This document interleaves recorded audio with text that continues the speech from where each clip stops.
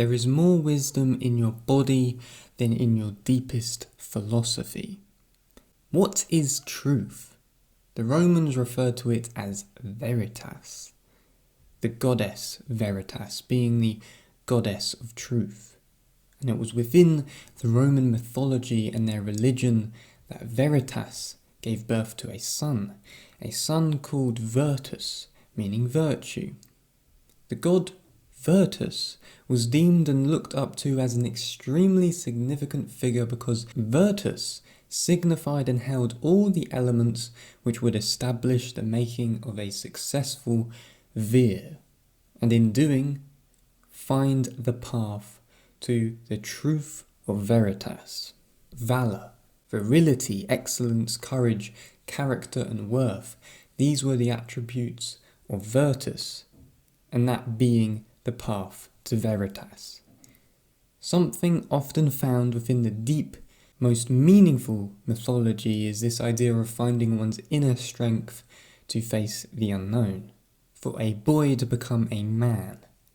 This is seen in the lost initiation ceremonies of ancient tribal cultures, whereby the boy has to face up to the masked men of beast and monster at the age of his early teens, to find the virtue within and to use the trauma that has been afflicted upon him as a reversed form of weaponized energy for courage, and to seek the truth. When he does this, the men then place the mask upon the boy whereby he now becomes a man himself. We don't obviously have these ritual ceremonies anymore, but we do have the wise mythology behind Virtus and Veritas. The simple relationship between these two gods gives us one of the most meaningful messages possible.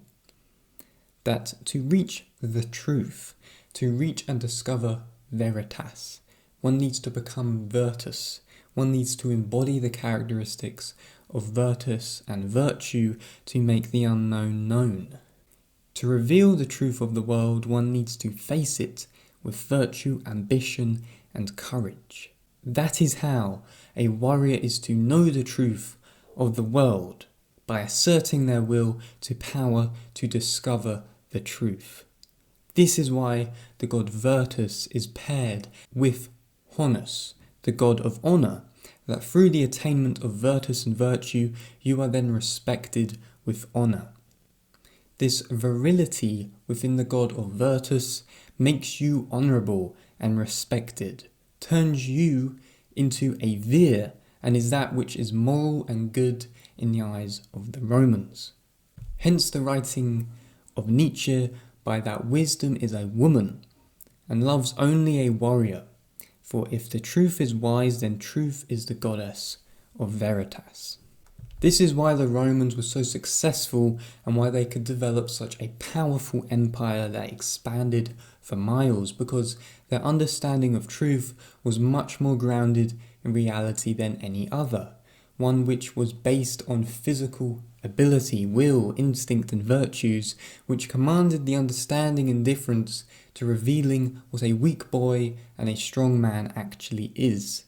There was no strict degree of intellectualism or rationalization within the understanding of truth, or for the attainment of understanding truth. There was no hyperbolic language of fantasy, philosophy, or ideology. Which is why this video is sponsored by Ground News. Ground News understand as a company that the world is also very heavily plagued with ideology and political bias, and that the truth itself is very hard to come to understand without taking on board an ideological bias that suits a particular narrative in politics. So what they offer is the ability to empower readers by giving them a news comparison platform, so that news readers can try and grasp the most well-balanced report possible. As in a political platform, Ground News can be a very useful tool for those who already have a strong sense of individual integrity, and those who are simply looking for the most balanced report on worldly events. If you are sick and tired of divisive media that intends to deceive and take you away from collectivizing your own thoughts on reality, then ground news may just be for you. You can find all relevant links in the description below. But back to the video, it is this philosophy of life, this way of living towards veritas, through virtus and virtue, that is so very desperately needed today within intellectualism and life in general, because it squeezes out all the silly over-rationalizations, ideologies and intellectual fantasies that is developed by sick, neurotic people that find it impossible to live through their own body, to have a good nutrition, to have strong physical integrity, whereby intellectualism becomes increasingly detached from the body and centered into the realm of utopianism as a method of coping. To try and make an intellectual utopia with decorated language, all in an unconscious effort to run away from the body and to hide from their weaknesses. You see this everywhere. You see it in the universities of modern theory, you see it in the media, you see it in newly created law, and you see it being demanded by these technocrats as a false way out from modern existential human suffering. That the utopia of something like digital singularity away from the body will be our straight path to heaven, or heavenly ideals of transcendence. But again, just like over-rationalization and hyper-intellectualism, it is a neurotic understanding of the truth, of veritas itself. It is an attempt in moralizing that the digital singularity would be a good thing to do. It is some kind of neo-Christian perspective on truth, that it is a good thing to avoid the living body and to instead escape through some sort of digital Gnostic transcendence of perceived truth or something like this, and that it is immoral to live through the body with ambition, courage and will. One true form of evil we all know well is deception, an undoing of loyalty and trust as well. Those who believe that it is moral to negate the body and despise it with and for intellectualism or technocratic desires are the deceivers of truth.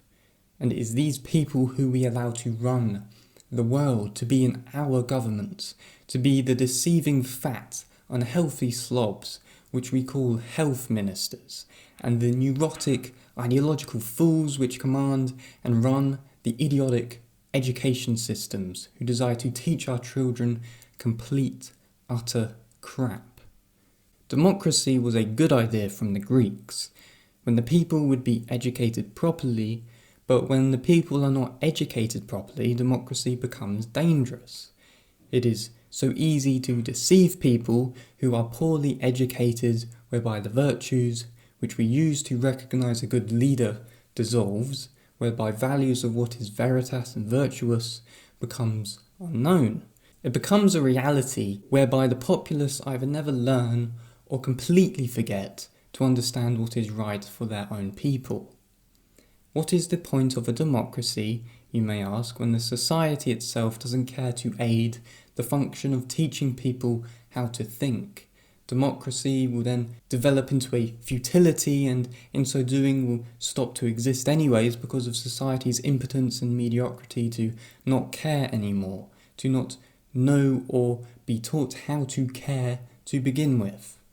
The reason for this inability to teach people how to think is down to the consistent obsession of teaching people, of course, what to think.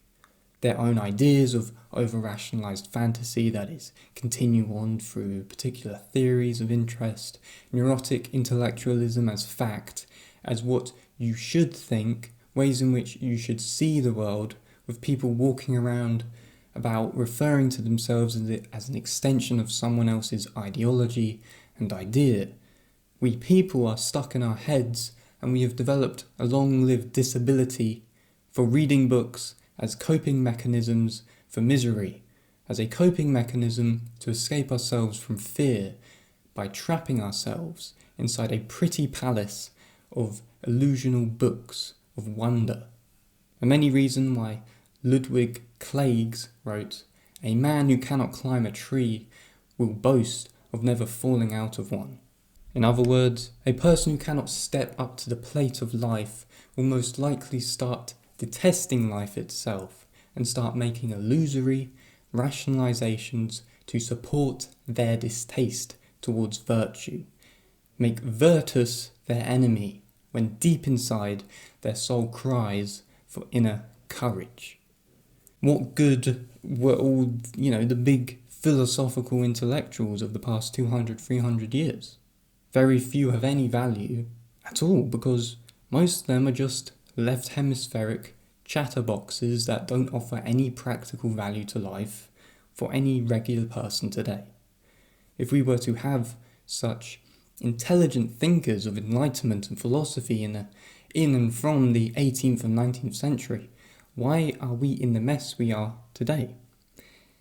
Their works, on the whole, have done nothing more for us, moderns, than to further entrench ourselves into left hemispheric imbalance and psychotic rationalism and jargon juggling, whatever you want to call it, with the intent of dismissing reality and the veritas of the physical world and body.